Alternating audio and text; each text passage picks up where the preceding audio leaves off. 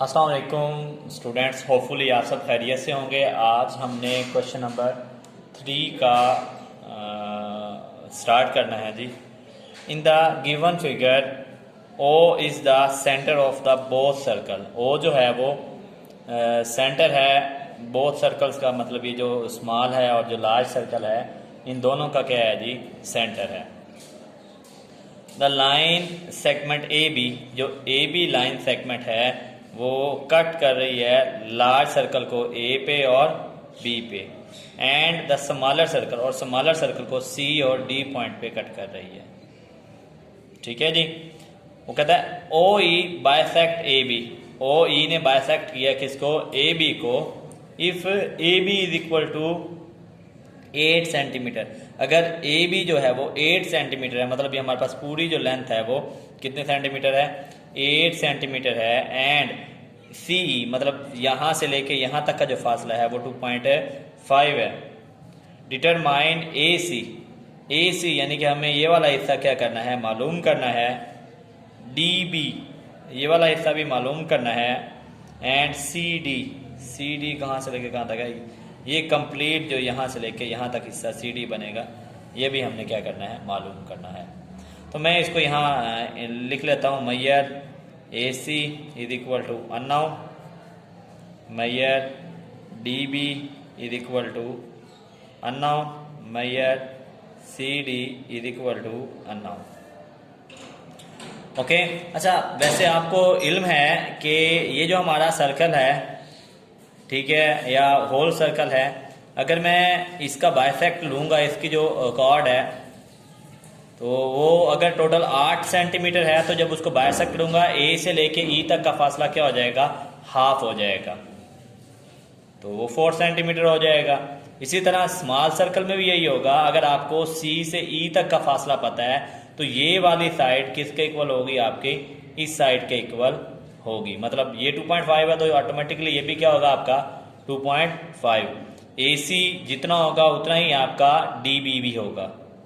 ठीक है, तो अब हम इसको क्वेश्चन को आगे लेके चलते हैं ज़रा तवज्जो के साथ। तो मैं इसी तरह ही कहता हूँ, as we know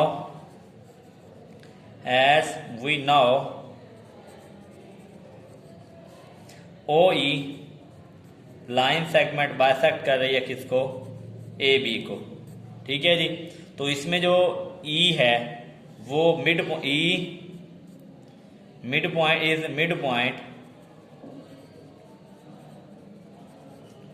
for A B and C D के दोनों का जो है ये मिड पॉइंट है, यहाँ से लेके यहाँ तक का भी और ए बी का भी मिड पॉइंट है। तो इस बेस पे मैं कह सकता हूँ जो आपका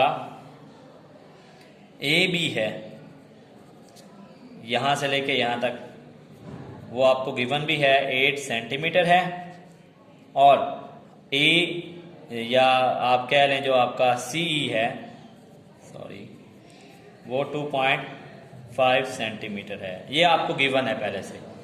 अगर आप सी डी मालूम करना चाहते हैं, मतलब यहाँ से लेके यहाँ तक का फासला, तो सिंपल सी बात है, आपका जो सी डी है वो इज इक्वल टू किसके होगा, सी ई इतने हिस्से को ऐड करेंगे और इतने हिस्से को प्लस ई डी, इन दोनों को ऐड करेंगे। सी 2.5 है और ई डी भी क्या है हमारा 2.5 है, बिकॉज वी नो दैट सी ई जो है वो इज इक्वल टू है ई डी के, और वो किसके इक्वल है जी, आपका 2.5 के इक्वल है। सो आप कह सकते हैं आपका C D is equal to 2.5 और 2.5 को मिलाएं तो आपका 5 सेंटीमीटर आ जाता है। ठीक है जी। आपका एक चीज़ जो है वो मालूम हो गई, आप यहाँ लिख सकते हैं 5 सेंटीमीटर। अब इसी तरह आप देखें,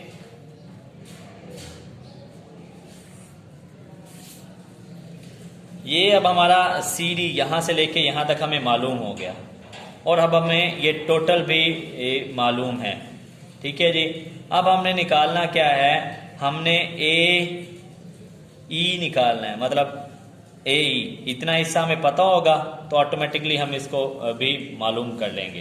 तो देखें जी, हमारा AE जो है वो किसके हाफ होगा, टोटल AB जो हमारा है उसको मैं 2 पे अगर डिवाइड करता हूँ तो उसके इक्वल आ जाएगा। टोटल हमारा 8 था, 8 को 2 पे डिवाइड किया तो आपके पास 4 सेंटीमीटर लाइन सेगमेंट AE आ जाएगी।